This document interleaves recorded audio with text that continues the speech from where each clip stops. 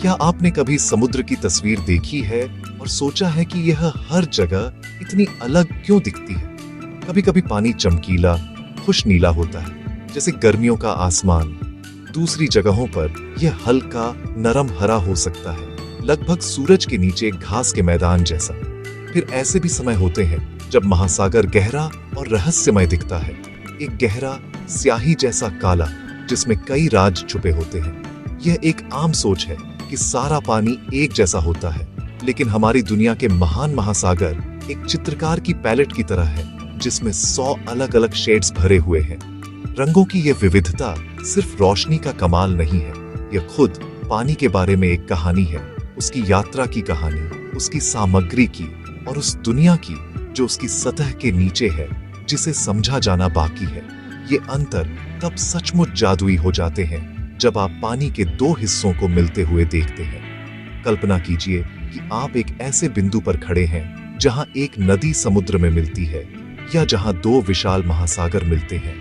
आप उम्मीद कर सकते हैं कि वे बस आपस में मिल जाएंगे, एक बड़ा, एक जैसा रंग बन जाएंगे, लेकिन अक्सर ऐसा नहीं होता है। इसके बजाय आपको एक साफ दिखाई देने वाली रेखा दिखती है, जैसे कि एक अदृश्य दीवार उन्हें अलग करती है। एक तरफ पानी एक रंग का होता है और दूसरी तरफ यह पूरी तरह से अलग होता है।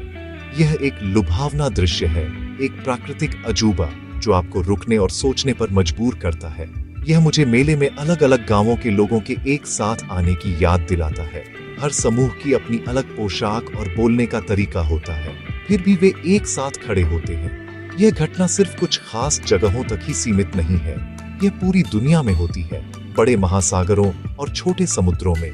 इस खूबसूरत अलगाव के कारण पानी की प्रकृति में ही छिपे हुए हैं। यह एक सरल विज्ञान है जिसे थोड़ी सी जिज्ञासा से एक बच्चा भी समझ सकता है। यह नमक, मिट्टी और सूरज की गर्मी जैसी सरल चीजों के बारे में है। एक नदी का पानी ताजा और जमीन से मिट्टी से भरा हुआ खुले महासागर के नमकीन साफ पानी से बहुत अलग होता है। हर एक की अपनी पहचान, अपनी कहानी होती है। जब वे मिलते हैं तो वे तुरंत गले नहीं मिलते, वे अपना समय लेते हैं, हमें अपने अद्वितीय चरित्र दिखाते हैं, इससे पहले कि वे धीरे धीरे मिलना शुरू करें। इन न मिलने वाले पानी को देखना प्रकृति द्वारा किया गया एक मूक नाटक देखने जैसा है। यह हमें विविधता के बारे में एक मूल्यवान सबक सिखाता है। जैसे हर व्यक्ति अद्वितीय है अपने विचारों और भावनाओं के साथ, वैसे ही पानी के हर हिस्से की अपनी खास विशेषताएं होती हैं। दुनिया का मतलब एक ही नीरस रंग होना नहीं है, इसकी सुंदरता उसकी विविधता में निहित है। जिस तरह अलग अलग तत्व एक दूसरे के बगल में मौजूद हो सकते हैं, एक ऐसी तस्वीर बनाते हैं जो किसी भी एक शेड से कहीं ज्यादा दिलचस्प हो। यह प्राकृतिक अलगाव एक कोमल याद दिलाता है कि अंतर सुंदर हो सकते हैं और अपनी पहचान बनाए रखने में एक शांत ताकत होती है, भले ही कोई दूसरे के ठीक बगल में खड़ा हो। तो पानी के इन अलग अलग रंगों के पीछे क्या राज है? जवाब काफी सरल है और कुछ बुनियादी वैज्ञानिक विचारों में छिपा है। सबसे महत्वपूर्ण कारकों में से एक को घनत्व, डेंसिटी कहा जाता है। इसे ऐसे समझें, अगर आप एक गिलास में तेल और पानी मिलाने की कोशिश करते हैं तो तेल हमेशा ऊपर तैरेगा। ऐसा इसलिए है क्योंकि तेल पानी से कम घना या हल्का होता है। यही सिद्धांत महासागरों पर भी लागू होता है। ज्यादा नमक वाला पानी नदी के ताजे पानी से ज्यादा घना और भारी होता है। इसलिए जब एक गंदी ताजे पानी की नदी नमकीन महासागर से मिलती है तो हल्का नदी का पानी कुछ समय के लिए सतह पर रहता है, इससे पहले कि उसे नीचे के भारी समुद्री पानी के साथ मिलने का मौका मिले। इससे वह दिखाई देने वाली रेखा बनती है जो हम देखते हैं। इस रंगीन रेसिपी में एक और महत्वपूर्ण घटक पानी में छोटे छोटे कणों की उपस्थिति है। सूरज की रोशनी जो हमें सफेद दिखती है, वास्तव में इंद्रधनुष के सभी रंगों से बनी होती है। जब सूरज की रोशनी शुद्ध साफ समुद्री पानी से टकराती है तो पानी प्रकाश के लाल हिस्सों को अवशोषित करता है और नीले हिस्सों को हमारी आंखों में वापस परावर्तित करता है। यही कारण है कि गहरा महासागर अक्सर इतना सुंदर नीला दिखता है। हालांकि जब पानी में अन्य चीजें होती हैं, जैसे महीन मिट्टी, गाद या फाइटोप्लैंक्टन नामक छोटे जीवित जीव, तो कहानी बदल जाती है। ये कण प्रकाश को अलग तरह से बिखेरते हैं। एक नदी से तलछट से भरपूर पानी भूरा या गंदा दिख सकता है क्योंकि मिट्टी के कण भूरे रंग के प्रकाश को परावर्तित करते हैं। तापमान भी इस प्राकृतिक घटना में एक बड़ी भूमिका निभाता है। गर्म पानी ठंडे पानी से कम घना होता है। आपने इसे गर्म दिन में स्विमिंग पूल में अनुभव किया होगा, जहां सतह पर पानी नीचे के पानी की तुलना में बहुत गर्म लगता है। जब गर्म पानी की धारा ठंडी पानी की धारा से मिलती है तो वे तुरंत नहीं मिलते हैं। गर्म हल्का पानी अक्सर ठंडे घने पानी के ऊपर बहता है।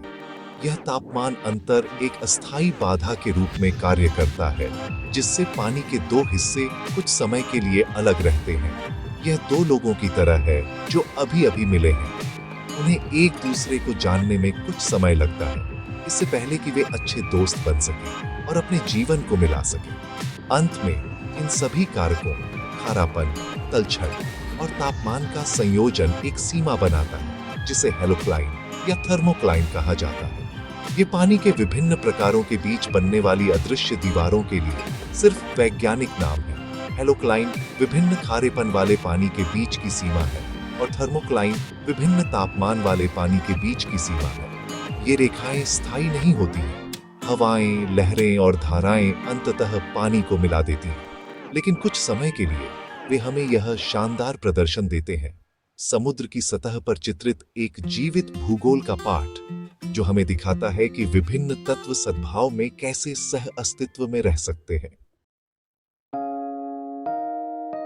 इस अविश्वसनीय नजारे को देखने के लिए सबसे प्रसिद्ध जगहों में से एक अलास्का की खाड़ी है।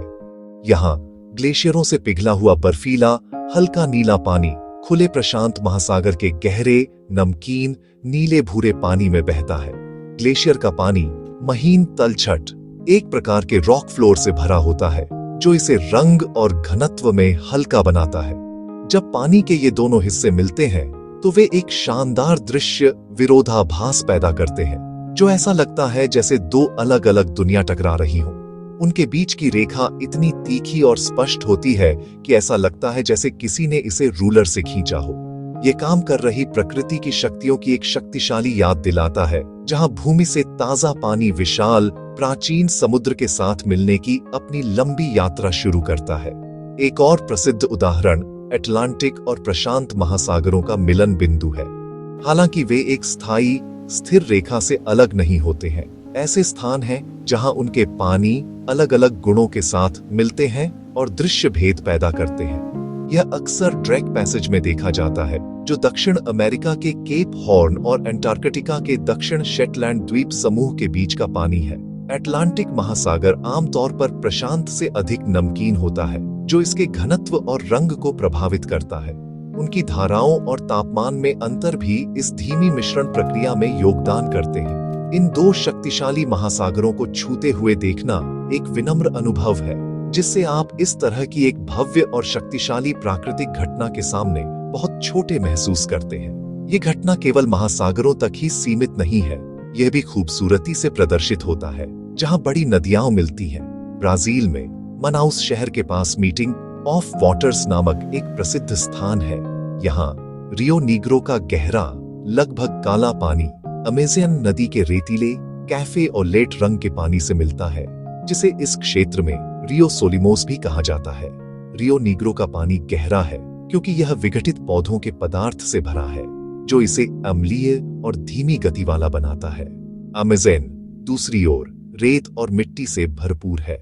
6 किलोमीटर से अधिक के लिए ये दोनों नदियां एक ही चैनल में बिना मिले समानांतर बहती हैं, जिससे एक लुभावनी दो टोंड नदी बनती है।